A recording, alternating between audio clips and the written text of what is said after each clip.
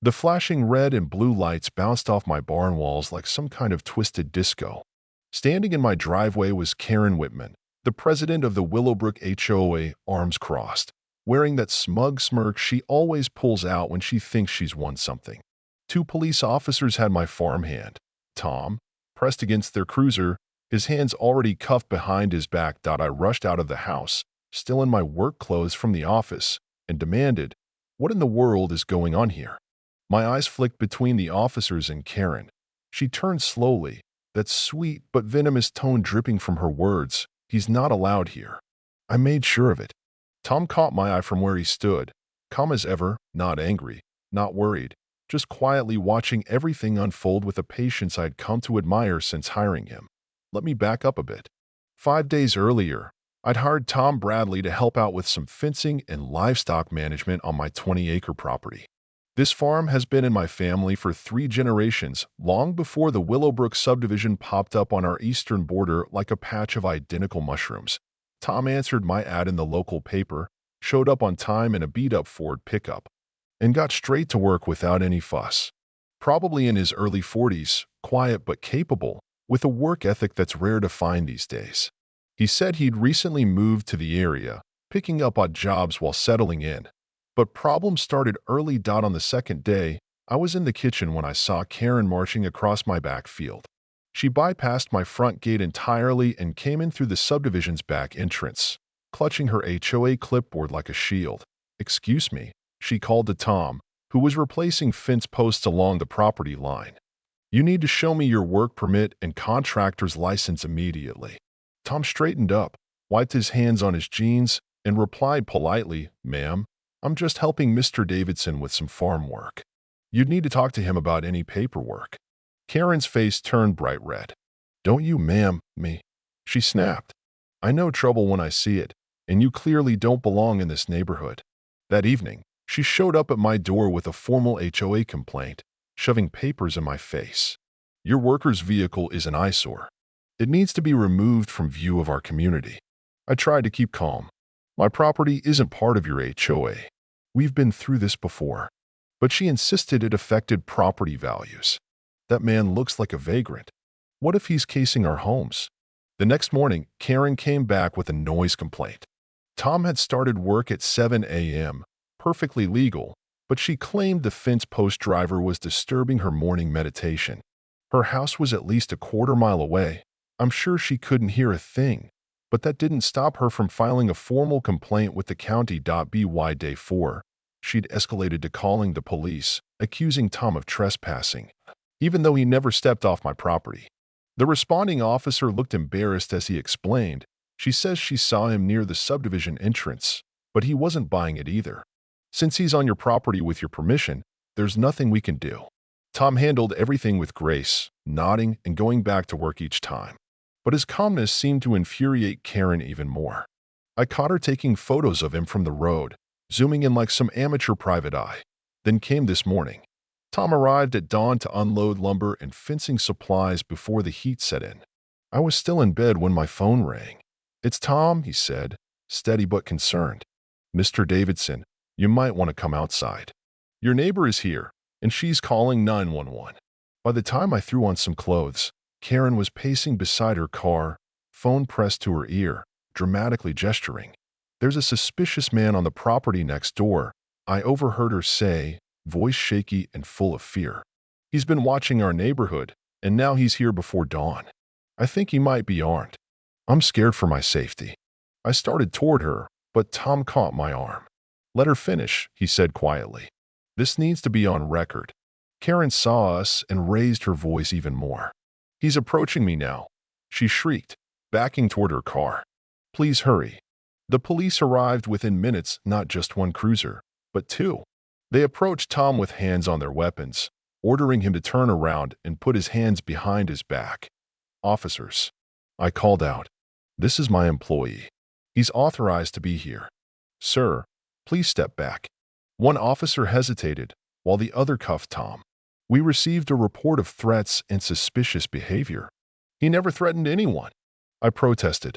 "Check with the officer from yesterday about her false complaints." But they were already leading Tom to the cruiser. Karen stood there, arms crossed, smug smile in place. Maybe next time you'll hire someone more appropriate for our neighborhood, she said loudly enough for all to hear. I was about to lose it when something unexpected happened. The officer driving the cruiser suddenly hit the brakes, stopped before even leaving my driveway, and turned back with a confused look. He opened the door and leaned into the back seat where Tom sat. Then his whole demeanor shifted. Shoulders stiffened as he helped Tom out of the vehicle. "Hold on," he called to his partner. "We've got a situation here." The second officer joined, and I heard him say, Tom Bradley? What are you doing here, Sheriff?" Karen's smug smile melted like ice cream on a hot day. She took a step back, dropping her clipboard with a clatter. Tom rubbed his wrist where the cuffs had been. "Hey, Martinez," he said to the younger officer. "Told you I was picking up some side work while on medical leave." The officers quickly uncuffed him and apologized profusely. "Sheriff Bradley," Martinez said, looking pale, "I had no idea." "The caller said you were threatening her. Did she now?" Tom asked, voice calm but sharp. "Did she mention I've been working legally on private property all week? Or that she's been harassing me and taking photos without my consent?" Karen's face went from red to white. "There must be some mistake," she stammered. "I didn't know." "You didn't know?" Tom faced her directly. "That I was law enforcement, would that have mattered? Or did you think you could make false reports about someone just because you didn't like how they looked?" The officers were already on their radios calling for a supervisor. This was now a matter of false police reports, harassment, and potentially worse, accusing a fellow officer, even one from a neighboring county, on leave. "Ma'am," the senior officer said to Karen, "we're going to need you to come to the station and make a statement about your 911 call."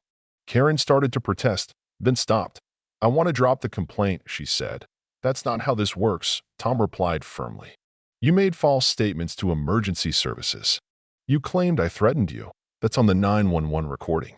You also said I might be armed, which escalated the police response and put officers at risk. I found my voice.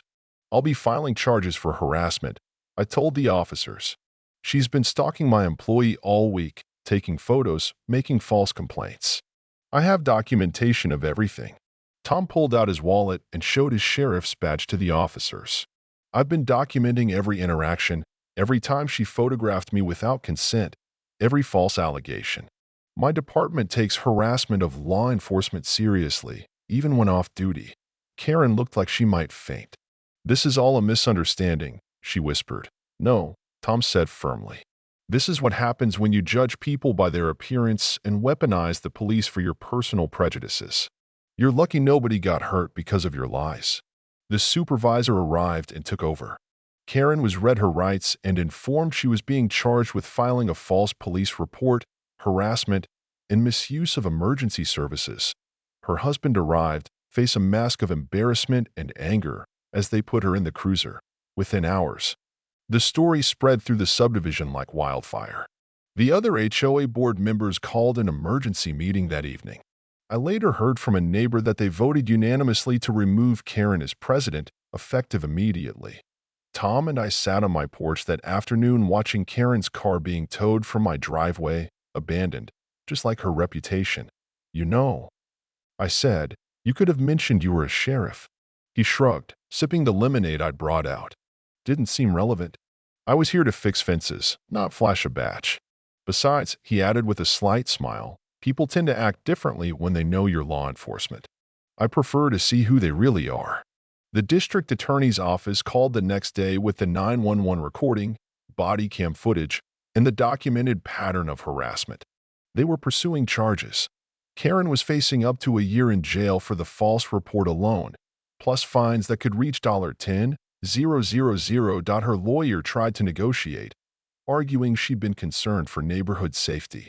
But the recording was damning. She clearly lied about threats and fearing for her safety, while body cam footage showed she was the one approaching Tom aggressively.